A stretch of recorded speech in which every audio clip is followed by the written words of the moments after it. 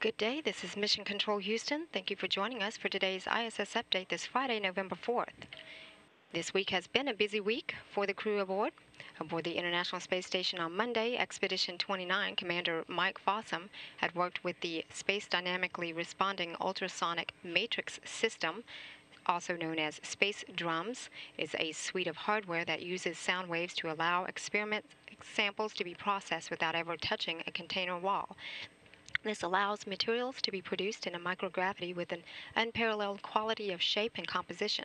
The goal is to develop advanced materials of a commercial quantity and quality and help improve manufacturing processes here on Earth. He had also spent time on the Earth knowledge acquired by middle school students, or EarthCam experiment.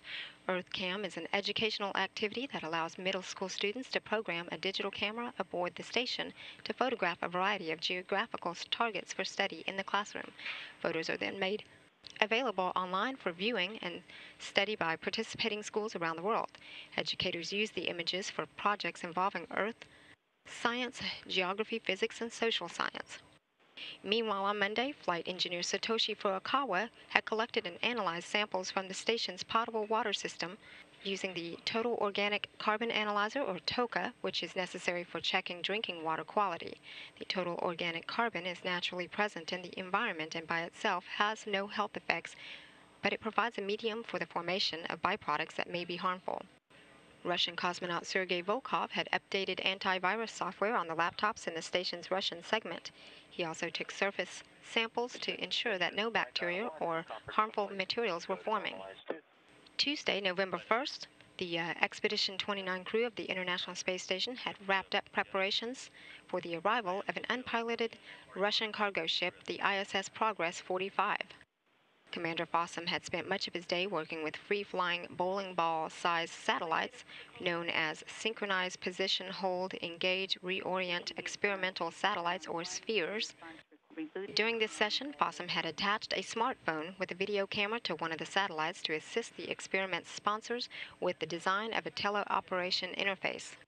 Working in the station's Zvezda service module, cosmonaut Sergei Volkov and Japan Aerospace Exploration Agency astronaut Satoshi Furukawa had conducted a test of the Kurs automated rendezvous system that would be used to guide the Progress 45 spacecraft to the Pirs docking compartment, its port of call for the next 3 months, on Wednesday.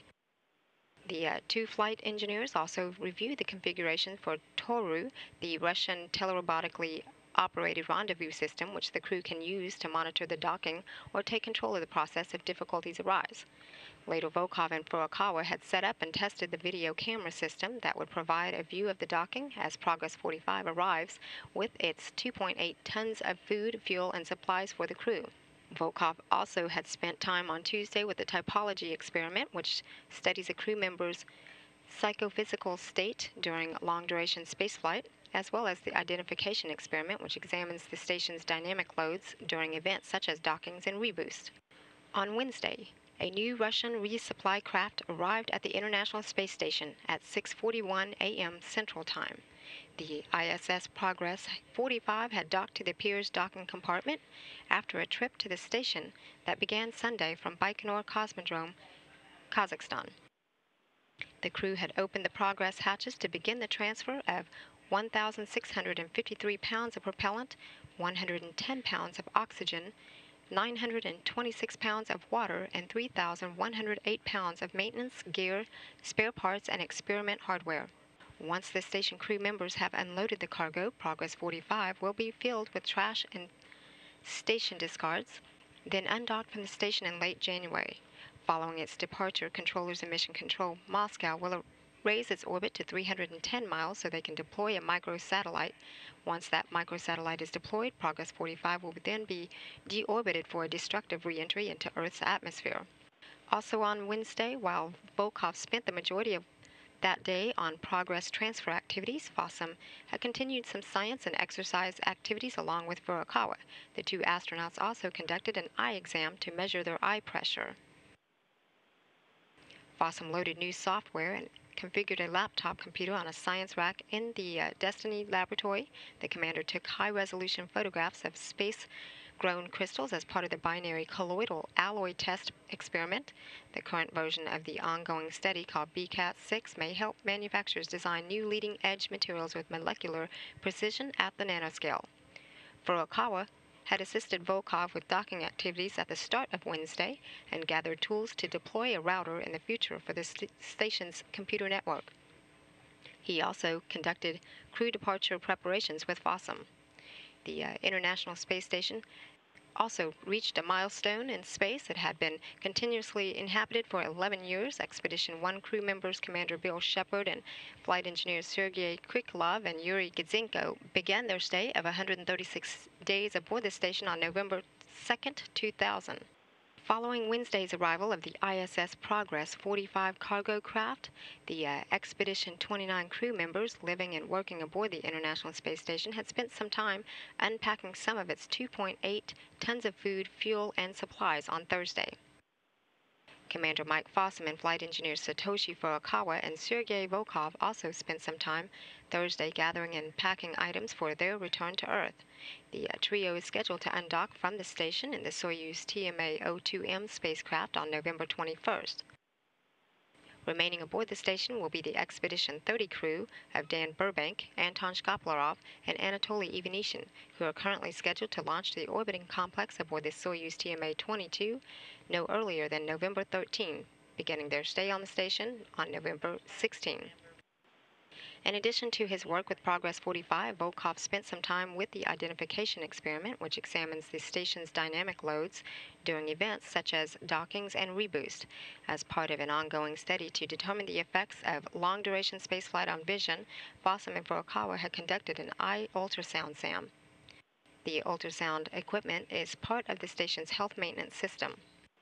Fossum had also worked on the station's water recovery system, conducting some routine maintenance, and later participated in an interview with the Houston Chronicle during an in-flight media event that was broadcast here on NASA television Thursday. And today, marking the end of the 21st week in space for the crew on board the International Space Station, just before the hour, Commander Mike Fossum had completed a camera checkout of the binary colloidal alloy experiment known as BCAT-6 that looks at advances in manufacturing materials on the nanoscale. Fossum stored samples from a human body science study known as sodium loading in microgravity that studies fluid and salt retention in the body during spaceflight. Those samples will be stored in the minus 80-degree laboratory freezer for later return and analysis. Flight engineer Satoshi Furukawa will stow away the colloid experiment hardware after its operations and will also begin an hour of his regularly scheduled 2 hours of physical fitness. Meanwhile, Sergei Volkov is transferring a few items from station to Soyuz for return to Earth in a couple weeks.